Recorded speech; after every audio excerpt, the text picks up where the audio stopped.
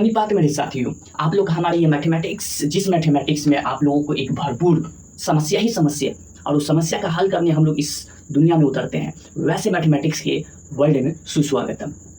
आप सभी को क्लास 10 का हम लोग जो चैप्टर पढ़ रहे थे वो रैखिक युग्म के बारे में पढ़ रहे थे, जो कि उसके बारे में कुछ टॉपिक और आर्टिकल को पढ़ते पढ़ते हम लोग यहाँ तक कि अभी तक पहुँच चुके हैं, जिसमें हम लोग ग्राफ के सहायता से हम लोग उसका एक सोल्यूशन निकालना जान रहे थे, इसका एक हल निकालना जान रहे थे। उस आर्टिकल का नाम था ये, जैसा मेरे पीछे ये लिखा हुआ है, ये 3.3 आर्टिकल है, जिसे हिंदी में अनुच्छेद के नाम से जाना जाता है। ठीक, हिंदी में इसे बोला जाता है रैखिक समीकरण युग्म का ग्राफी विधि से हल। इसी चीज को इंग्लिश में graphical method of solution of a pair of linear equation कहा गया है। इसमें बात यह है कि इसके पहले वाले पार्ट में हम सभी इसके बारे में कुछ बातों को जाने थे, जिसमें ऐसा अगर कुछ आता है देखने के लिए, ऐसा ये ऊपर वाला ये जो दिख रहा है, ऐसा अगर मेरे पास कुछ दिखने के लिए आया तो इसमें देखकर बता सकते हैं कि इसके अनेक हल हो सकते हैं। यानी कि कुछ इक्वेशन के युग्म दिए हुए आपके पास दो, और उस दो युग्म के इस तरीके के ग्राफ बने तो इसके अनेक हल हो सकते हैं, जिसको इंग्लिश में आप लोग कंसिस्टेंट या फिर संगत भी कह सकते हैं, जिसका सॉल्यूशन होता है या एक हो सके या फिर एक से ज़्यादा, उसको कंसिस्टेंट कहते हैं। और इधर भी इसके एक हल है। अगर इस प्रकार के अगर आपके पास है कुछ देखने के लिए ग्राफ मिलते हैं तो उसका एक सॉल्यूशन है, जो कि यहाँ पर कॉमन पॉइंट है ये। ठीक, तो इसको वन सॉल्यूशन यानी कि इसके एक हल होते हैं। उसी तरह फिर इधर तीसरा, अगर इस तरीके के हमको ग्राफ देखने के लिए मिलते हैं तो इसका नो सॉल्यूशन, कोई हल नहीं है इसका। तो इसके पहले वाले अगर पूरी जानकारी चाहिए तो इसके पहले वाला पार्ट देखिए, आपको अच्छे से समझ में आ जाएगा। अब हम लोगों को बात अब ये करना है कि इसमें कुछ उदाहरण दिए हुए थे, ये जो हमारे पीछे देख रहे हैं, इसमें उदाहरण नंबर 1 इस चीज को पढ़े थे। ठीक, उसी तरह फिर उदाहरण नंबर 2 इस चीज को जाने थे, इसको थोड़ा जूम कर दे क्या, ये उदाहरण नंबर 2 इस चीज को जाने थे। ठीक है, उसी तरह एक और इसमें थे उदाहरण नंबर 3 इस चीज को जाने थे। क्या सही बात है? बिल्कुल सही बात है। तो मेरे बात साथियों सब अब ये है कि इसमें कुछ ये दिया गया है, ये बातें कुछ बताया गया है, ये सारणी में कुछ बातें कहा गया है। ठीक है, ये बात क्या है, क्या इसको जानना जरूरत है? इसे जान ली तो ये उतना काफी नहीं है क्या? तो इसका अगर आंसर दूं तो इसको जानना जरूरत है इसे। क्यों जरूरत है? अगर आप चाय को एक विधि से बनाते हैं और वही एक विधि से सभी को चाय पिलाते हैं तो वो जरूरत नहीं है कि आने वाले समय में वही विधि आपका काम दे और वही विधि से आपका चाय पीना सब लोग पसंद करेंगे। समय के साथ साथ सब चीज को बदलना पड़ता है। वो पहले के लोग चाय में ये जो एक होता है ना पानी वाली चाय, वो पिया करते थे। समय का बदलाव हुआ तो दूध वाले पे चाय पे, और थोड़ा बदलाव होगा तो ग्रीन टी के नाम से एक चाय आता है, जिसको आज तक मैंने खुद नहीं पिया, ग्रीन टी। अच्छा, कॉफी भी पीने के लिए मिलता है। तो वैरायटी आती रहेंगे, अगर वैरायटी आते रहेंगे तो आप लोगों को क्या होगा कि उसका डिमांड ज़्यादा होता है, ठीक, उसको पसंद ज़्यादा करते हैं। अब यही देखिए, हमारे मैथमेटिशियन जो गणितीय शब्द है, वो गणितीय शब्द ने इस चीज़ को तो निकाल दिया, लेकिन इसे निकालने में, इसे बनाने में समय जा रहा है। क्या जा रहा है? समय, जिसको टाइम कहते हैं। तो ये समय इतने जो हम निकालेंगे, इसमें क्या कैसे पता है कैसे निकालते हैं, बताते हैं आपको। इधर आइए, यहाँ पे आइए।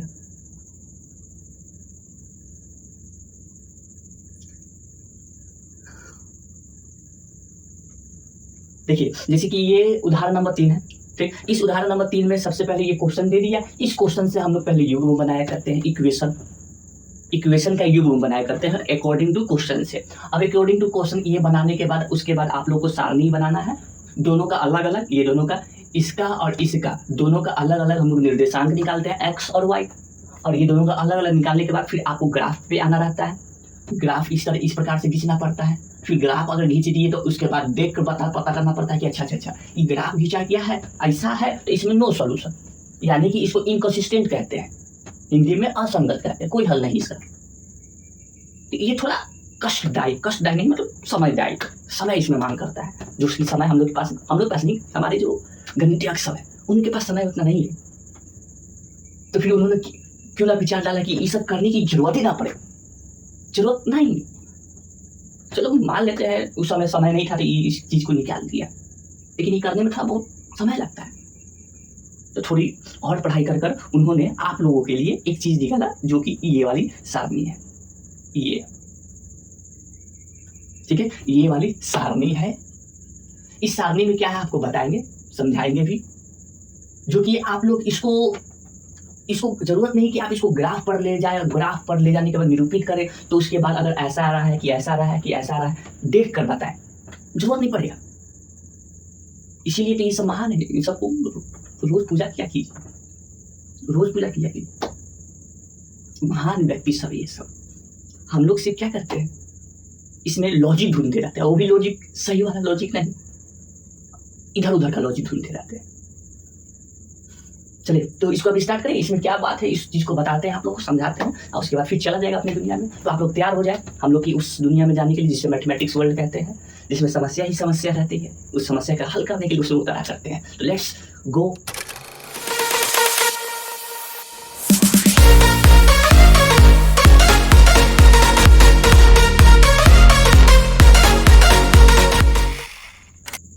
जी मेरे प्यारे साथियों, आप लोग आ गए, इसकी बहुत बहुत शुभकामनाएं। अब मैं आप लोगों को स्टार्ट प्रारंभ करता हूं, जो कि आज की टॉपिक में मुझे बताना है। तो इसमें सबसे पहले इस सारणी को देख रहे होंगे आप लोग, इस सारणी को देख लीजिए, ठीक है। इस सारणी को देखने के बाद अब आप थोड़ा इस पे आए, इस पे थोड़ी विचारधारा वार्तालाप कर लेते हैं, ठीक है। ये कुछ इक्वेशन दिया हुआ था, यानी कि समीकरण दिया हुआ था, समीकरण के युग में थे। उदाहरण नंबर 1 में ये था, उदाहरण नंबर 2 में ये था, 3 में ये था, जिसको लिख लेते हैं, बेटर रहेगा, ठीक है। आइए लिखते हैं। तो बात ये है कि पहला में लिखा हुआ है x माइनस का 2y इक्वल टू 0। दूसरा क्या लिखा हुआ है 3x कॉमा में कर दे 3x प्लस का 4y माइनस का 20 इक्वल टू 0, ठीक है। ओके। दूसरा नंबर में क्या कहा गया है देख लेते हैं इसे भी। 2x प्लस का 3y माइनस का 9 equal to 0 comma 4x plus का 6y माइनस का 18 इक्वल टू 0। तीसरा में बोला गया है x प्लस का 2y माइनस का 4 equal to 0 comma 2x plus का 4y माइनस का 12 इक्वल टू 0, ठीक है। इसका हम लोग जब ग्राफ निरूपित किए थे तो इसमें प्रतिच्छेद करते हुआ कुछ आया था, ग्राफ बना था। इसका जब ग्राफ बनाए थे तो इस संपाति बना था, संपाति एक के ऊपर एक बना था, ठीक है। और इसका जब बनाया था तो इसका बना था क्या समांतर बना था, यानी कि पैरेलल। इंग्लिश हिंदी में लिख दे क्या छोड़ दे, ये बताइए आप। छोड़ देते हैं क्योंकि इसमें थोड़ा आगे कुछ बातें को और बताना भी रहता है, ठीक है। इसे देख लीजिए, ठीक है। अब देखने के बाद इन समीकरण में अब आप लोगों को निकालना है अनुपात। क्या अनुपात, लेकिन उससे पहले ये आप पहले समझ जाए कि इसमें आप लोग को पहले खोजना है, जैसे कि इसका व्यापक रूप होता है ना, इसका व्यापक रूप क्या होता है, कोई भी इक्वेशन का जो हम लोग पढ़ रहे हैं, ये वाली pair of linear equation in two variable, इसका व्यापक रूप क्या है, वास्तविक रूप उसका क्या था उस समीकरण का। तो उसका समीकरण का यही था, बताते हैं आपको क्या था, बता रहे हैं ना, थोड़ा दे इधर यहाँ लिख देते हैं। ax प्लस का b y प्लस का c इक्वल टू 0, ये था इसका व्यापक रूप, ठीक है। तो हमारे गणितज्ञ साहब कहें कि आपको व्यापक रूप जब पता है ये तो फिर दिक्कत इस बात का है, बस तुरंत आपको समझ में आए, बस खाली ध्यान देते रहना है। इस दोनों में ax plus B Y plus C equal to 0, ये बात अगर जान रहे हैं, ठीक है। a के जगह पे देखिए ये आ रहा है, b के जगह पे ये आ रहा है और c के जगह पे ये आ रहा है, बिल्कुल हर जगह में a के जगह ये, b के जगह ये, c के जगह कुछ नहीं, तो 0 है वहाँ पर। फिर यहाँ पे a के जगह ये, b के जगह ये, c के जगह ये, तो वहाँ पे क्या होगा, बस वो चीज़ को आप लोग लिख लीजिए, ठीक है। तो यहाँ पर तो दो है ना, तो दोनों को a लिया जाएगा, नहीं a को a1 a को a2 के नाम से लिखेगा, क्योंकि इसमें 2 युग्म है। तो लिखिए a1 इसमें क्या है, a1 इक्वल टू इसमें दिया हुआ है, यहाँ पर 1 छिपा हुआ है, यहाँ पर 1 लिख दिए, कॉमा b1 क्या है 2 है, इक्वल टू 2 लिख दिए, कॉमा c1 क्या है, यहाँ पर नहीं है कुछ, तो यहाँ पर 0 है, ठीक है, बिल्कुल। अब दूसरा वाला में लिख लेते हैं, इसमें 1 2 बोलेंगे, क्यों, क्योंकि ये दूसरा आपका है समीकरण, तो इसमें A2 का मान यहाँ पे 3 लिखे, कॉमा B2 का मान इसमें लिखे 4, कॉमा C2 इसमें इसका मान है 20, लिख दिए। हाँ बस। अब उन्होंने कहा कि अगर ये बात आप जानते हैं तो आपके इसके बीच में कुछ इस प्रकार का संबंध बैठाना होगा, कुछ इस प्रकार का। कैसे? इसका अनुपात लेना होगा, इसका और इसका अनुपात लीजिए। ठीक है, तो अनुपात लेते हैं तो A1 by A2 is equal to B1 by B2 is equal to C1 by C2। ठीक है, इस तरीके के अनुपात लीजिए। अब लेने पर होगा क्यों, कुछ ऐसा निकल के आएगा नजर कि हो सकता है कभी आपको ये तीनों बराबर दिखे, हो सकता है कि कभी तीनों में से ये दोनों बराबर दिखे, ये बराबर नहीं दिखेगा। हो सकता है कि तीनों में से ये तो बराबर दिखेगा लेकिन ये बराबर नहीं दिखेगा, आप कभी तीनों बराबर नहीं दिखेगा। तो ऐसा कुछ आपको निकलेगा। अगर बात है तो हमको ग्राफ देने की जरूरत नहीं है।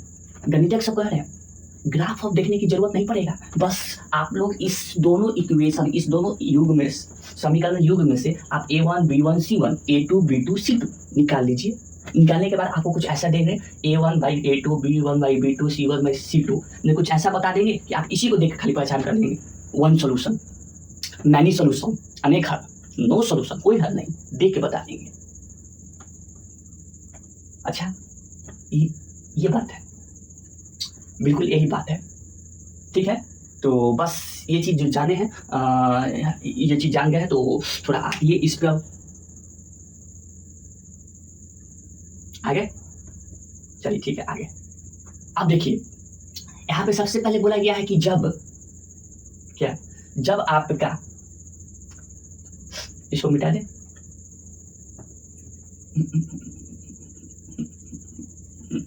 मिटा दिए। जब आपका A1 by A2 is equal to not B1 by B2, यानी कि कुछ इस प्रकार का हो, ये दोनों का अनुपात बराबर अगर नहीं होगा, क्या इस दोनों का शुरुआत का A1 by A2 ये बराबर नहीं होगा B1 by B2 के, तो इसका सॉल्यूशन निकल के आता है एक हल वाला, वन सॉल्यूशन निकल के आता है। कैसे बताते हैं? A1 कितना था? 1 है, 1 है, बाई उसके बाद A2 कितना था? A2 आपका 2 है। ठीक है, बीच में E लगा हुआ था, इक्वल टू लगा हुआ था। B1 कितना है? अच्छा, A1 1 है और A2 आपका 3 है, गलती हो गया। B1 आपका 2 है यानी कि 2 है, और B2 आपका कितना है? 4 है। ठीक है, 4 है। अब इसको काटिए, ये कट रहा है, ये 1 मरते में, ये 2 मरते में। ठीक है, जबकि यहाँ पर आ रहा है, देखिए 1/3 ये बराबर हो सकता है 1/2 के, नहीं हो सकता है ना, तो ये नहीं हो सकता है तो इसको काट दीजिए। बस अगर कुछ ऐसा हो रहा है तो समझ जाइए कि वहां पे सॉल्यूशन कुछ इस प्रकार का हो रहा होगा, ऐसा प्रतिच्छेद वाला हो रहा होगा, जिसको यहाँ पे लिखा भी है प्रतिच्छेद करती हुई रेखाएं होगी वो।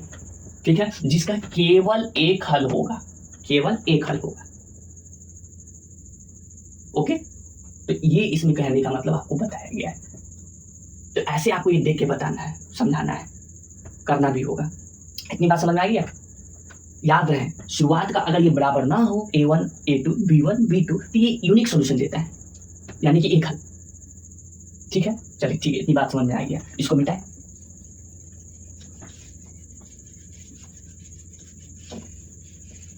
उसी तरह इसमें भी आप लोग को निकालना होगा, क्या निकालना होगा? A1 इज इक्वल टू 2 है, B1 इज इक्वल टू 3 है, comma C1 is equal to -9 है। इसमें A2 इज इक्वल टू 4 है, B2 इज इक्वल टू 6 है, और C2 इज इक्वल टू -18 है। ठीक है, इसमें इसका जब अनुपात निकाला गया A1 A2 by B1 by B2 और C1 C2 का, तो क्या निकल के आता है देखते हैं।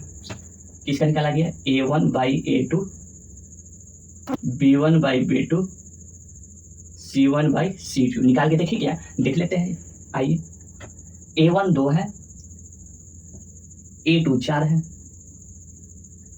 B1 3 है, B2 6 है, C1 -9 है और C2 -18 है। ठीक है, जब इसको हल किए तो हल करने पर देखिए क्या मिला, ये कट गया 1/2, ये कट गया 1/2, ये कट गया 1/2, माइनस से माइनस क्या हो गया, प्लस हो गया। तो ये सबका एक ही चीज आ रहा है, क्या आ रहा है, 1/2 आ रहा है सब में। ठीक है, यानी कि तीनों 1/2 1/2 1/2 आ रहा है। तो इसका मतलब ये तीनों आपस में क्या है, अनुपात बराबर है। अगर ये ऐसी बात इसमें बोला गया तो आप लोग देख लिए तो समझ जाइए कि वो जो चीज होगा वो संपाती रेखाएं होगा, संपाती, एक के ऊपर एक आया हुआ होगा, चढ़ा हुआ। ठीक है, कोई इंसिडेंट वाला, कोई इनसाइड वाला आपका रेखा है। ठीक है, तो इसमें तीनों बराबर, याद करने का तरीका, शुरुआत नहीं बराबर तो वो कटम कुटुम वाला है। ठीक, तीनों बराबर है तो इसका तीनों बराबर है मतलब एक के ऊपर चढ़ल है, एक के ऊपर एक चढ़ल है। ठीक, हाँ ठीक है, वो भी बात है। तो इसका कुछ इस प्रकार का नजर आएगा, ऐसे और ऐसे इसका ग्राफ बनता हुआ नजर आ सकता है, जिसके बहुत सारे अनेक हल होंगे, अनेक। बस पहले क्या होता था कि ग्राफ देखना पड़ता था, लेकिन ये पूजनीय साहब जी ने कुछ इस प्रकार का हम लोगों को फॉर्मूला या फिर कॉन्सेप्ट कहें दे दिए, तब आप आराम से निकाल लेंगे। यू ऐसा नहीं निकालेंगे, मतलब लिख कर निकालेंगे, ऐसे निकालेंगे। बात को समझ रहे होंगे। तो एक इसमें संपाती रेखा है, तो यहाँ पर देखिए क्या लिखा हुआ, अपरिमित रूप से अनेक हल इसके निकलेंगे। बस खाली दिमाग में आप लोगों को क्या रखना है, शुरुआत का बराबर नहीं है तो ऊपर की छेद वाला रेखा है, तीनों बराबर है तो संपाती एक के ऊपर एक चढ़ा हुआ है। और लास्ट वाला एक और है, उसको भी देख लेते हैं।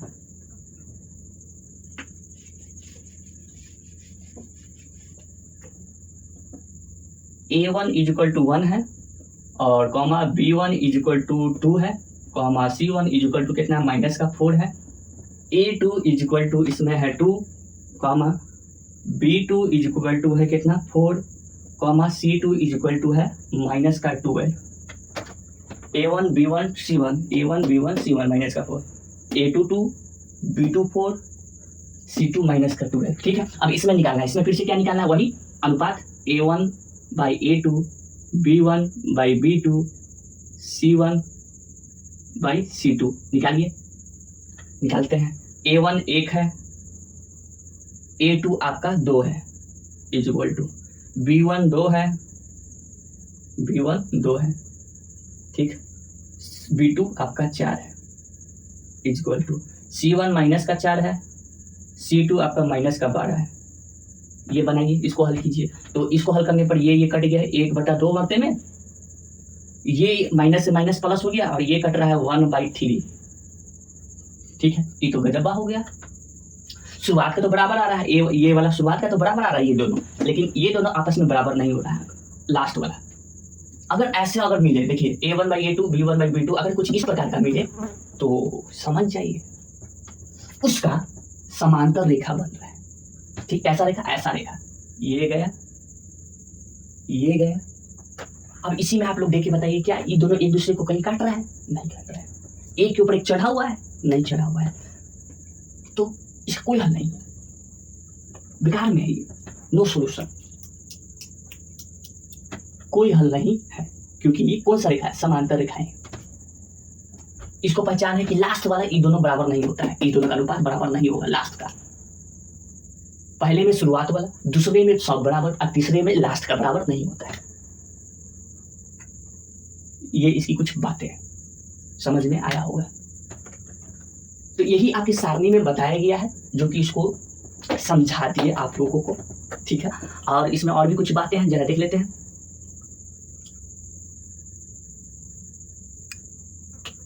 ये आप लिख लेंगे कॉपी में,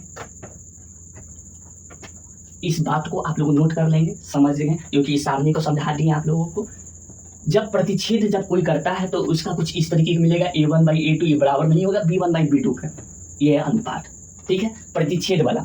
ठीक है, संपाती वाला अगर होगा तो ये तीनों आपस में इसका जो अनुपात है वो बराबर होगा। ठीक, अगर समांतर होगा तो उसका लास्ट का B1 और C1 वाला जो होता है वो आपका बराबर नहीं होगा। समझ गए मेरी बातों को? आशा करेंगे कि इसको बात को समझ में आ रहा होगा, क्योंकि इसके बाद आपको युद्ध पे उतरना है, मैदान में, फील्ड में उतरना होगा। 3 पॉइंट कौन सा एक्सरसाइज होगा, शायद 3.2 होगा एक्सरसाइज।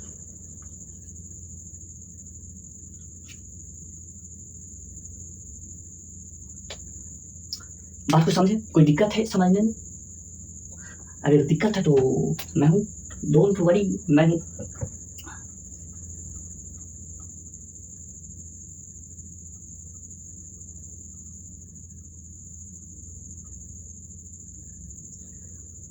ये पढ़ाने के बाद अब आप लोग का ये वाला एक्सरसाइज स्टार्ट होने वाला होगा, स्टार्ट होगा, जिसको बनाना होगा मिलके, हमको और आपको मिलके, दोनों को, ठीक है। तो अभी क्या करते हैं कि अभी मुझे थोड़ी जाने की अनुमति अगर हो तो दे दीजिए,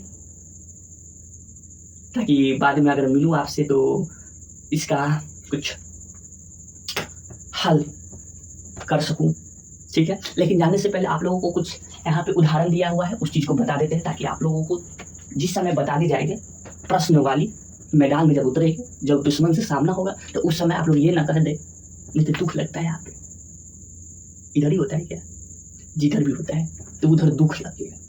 किस बात का दुख लगे? पूरी रामायण कथा समाप्त हो गई और आप उसमें पूछ रहे कि रावण कौन है, तो दुख लगेगा कि नहीं लगेगा? बहुत बड़ा दुख लगेगा। हो सकता है कि टीवी भी फोड़ दे, इस बात का दुख ना लगे, तो इसलिए एक आध दो उदाहरण इसमें दिए हुए हैं, थोड़ा समय लगेगा लेकिन देख लीजिए। इसको मिटा दिए।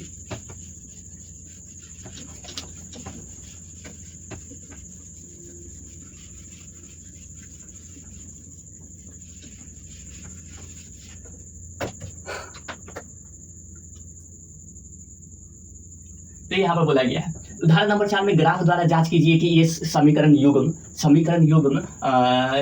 इस दोनों समीकरण का ये जो युग्म है संगत है।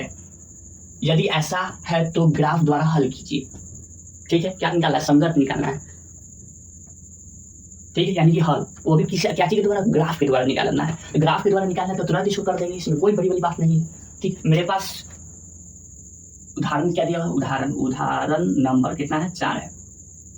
उदाहरण नंबर 4 में दो इक्वेशन है ना, इक्वेशन x प्लस का 3y इक्वल टू 6, ये पहला इक्वेशन है, ठीक, पहला इक्वेशन दिया हुआ है। उसके बाद क्या दिया हुआ है? 2x प्लस का, प्लस नहीं है माइनस है, माइनस का 3y इक्वल टू कितना है? 12, ये दूसरा इक्वेशन दिया हुआ है, ओके, हाँ ठीक है। तो इसको ग्राफ द्वारा हल करना है, तो ग्राफ द्वारा हल करने के लिए सबसे पहले इसमें निर्देशांक निकालना होगा, x और क्या निकालना होगा? y निकालना होगा, ठीक है। तो x और y निकालने के लिए आप लोग करेंगे क्या?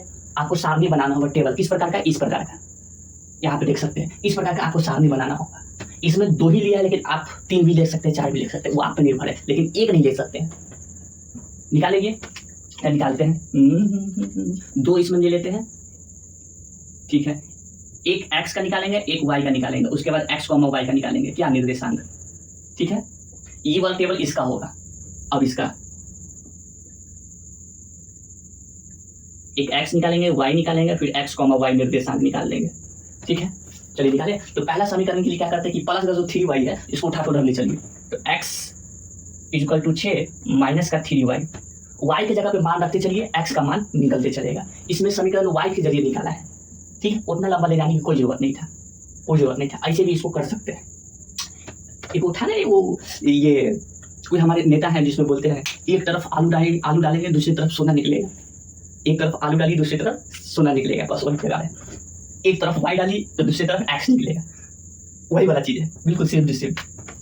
पहले में क्या है कि आपका y की जगह पे 2 रखते हैं, ठीक है। y की जगह पे कितना रखते हैं? 2 रखते हैं। तो जैसे मैं इसलिए ये वाला बता रहा हूँ कि आपको ग्राफ इसी वाला दिखाना है ना, नहीं तो फिर अलग बन जाएगा। तो y की जगह पे 2 रखना है, तो 6 माइनस 3 इंटू 2, ठीक। तो 6 माइनस 3 होना कितना हो जाएगा? 6, तो 6 में से 6 जाएगा, क्या होगा? 0 आएगा, यानी कि y डाले तो सोना निकला ना, x 0, वही आइडिया, 0 है, 2 है। तो इसका निर्देशांक पहले x वाला फिर y वाला, दूसरी तरफ 0 डालना है, y की जगह पे डालिए, 6 माइनस 3 गुने 0, तो क्या होगा? 6 माइनस 6 इक्वल टू क्या होगा? 0। गलती हो गई क्या? 0 डालना है, यहाँ पे 0 होगा, ठीक है। 6 में से 0 जाएगा तो आपका बचेगा क्या? 6 जाएगा, ठीक है। तो आपका 6 आया, इसका निर्देशांक बना 6,0 बना, ठीक है, ठीक है। आप चाहें तो इससे अलग भी मान रख सकते हो y की जगह पे, ठीक है। अलग मान भी रखेंगे तो जो इसमें निकल के आएगा ग्राफी निरूपण, वही यहाँ पर आपका भी निकल के आएगा। चलिए अब इसका करके देख ले, इसका दूसरा वाला का, चलिए दूसरा वाला का करके देख लेते हैं।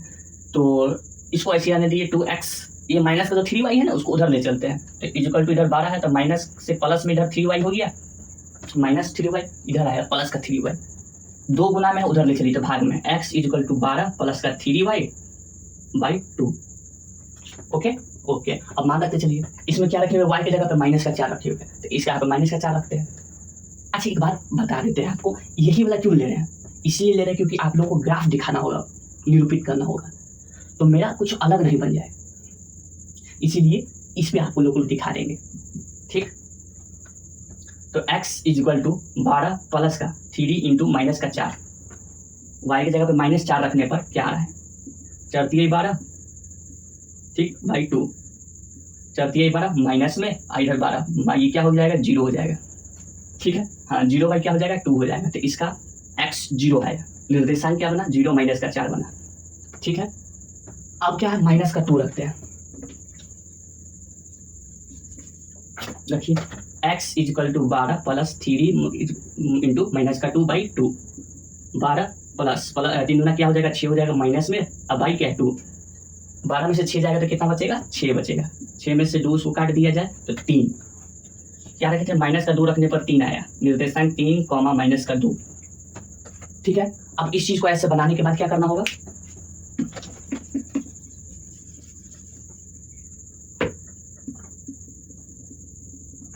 इस चीज को ऐसे बनाने के बाद अब आपको इस प्रकार का ग्राफ पे इस तरीके से इसको निरूपित करना होगा ऐसे। ठीक है, जहां पे ये आपका ये y अक्ष होगा, ये होगा x अक्ष, और ये आपका x डैश अक्ष, और नीचे आपका y डैश अक्ष। ठीक है, इस तरीके से निरूपित करने पर, और यहाँ पे आपका मूल बिंदु होगा। ठीक है, तो मूल बिंदु इस तरीके से ग्राफ खींचने पर ये जो निर्देशांक है और ये जो निर्देशांक है, इसको अगर इस पर निरूपित करते हैं तो आपका ग्राफ कुछ इस प्रकार के आएगा बनते हुए। ठीक, देख लीजिए इस प्रकार के ग्राफ बनते हुए आए। ठीक है, ये और ये, अब लेकिन इसमें एक बात जरूर है, ये जिसका रेखा का ये समीकरण से निकला होगा उस समीकरण को इसके ठीक नीचे यहाँ पे लिखना होगा। 2x माइनस का 3y इक्वल टू 12 का ये है रेखा, तो यहाँ पे लिखना पड़ता है, उसी प्रकार यहाँ पर लिखना पड़ता है। ठीक है, अब देखिए ये आगे बढ़ाते गए तो ये एक जगह पे ये प्रतिच्छेद किया, तो ये जहाँ प्रतिच्छेद किया है ये आपका 6,0, ये जो है हल, इसको भी यहाँ पर रखेंगे इसको भी संतुष्ट करेगा, और यहाँ पर रखेंगे तो इसको भी संतुष्ट करेगा, यानी कि ये इसका एक हल है। ठीक है, और ऐसे वाले जो ग्राफ होता है उसमें का अनुपात आप निकालेंगे तो ये कुछ का ये निकलेगा a1/a2, शुरुआत वाला इसका बराबर नहीं होगा, b1/b2, ये शुरुआत वाला इसका बराबर नहीं होगा, क्योंकि ये अलग ग्राफ बना रहा है ना, ये वाला बना रहा है, इसीलिए। उसके बाद तीनों अगर बराबर रहता तो वो संपाती वाला होता, वो बात को समझे, कोई दिक्कत नहीं।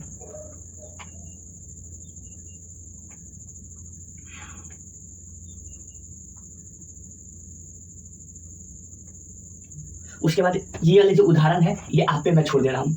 ठीक है, ये वाली जो उदाहरण है आप पे मैं छोड़ दे रहा हूँ।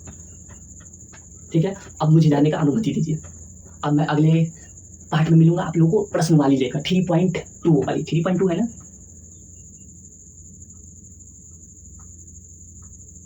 3.2 जो एक्सरसाइज है वो लेकर मिलेंगे। तब तक के लिए आप लोग का बहुत बहुत शुक्रिया, बहुत बहुत धन्यवाद, थैंक यू। अगली पार्ट में मिलेगा, पूरी कोशिश रहेगा। तब तक के लिए जय हिंद, जय भारत।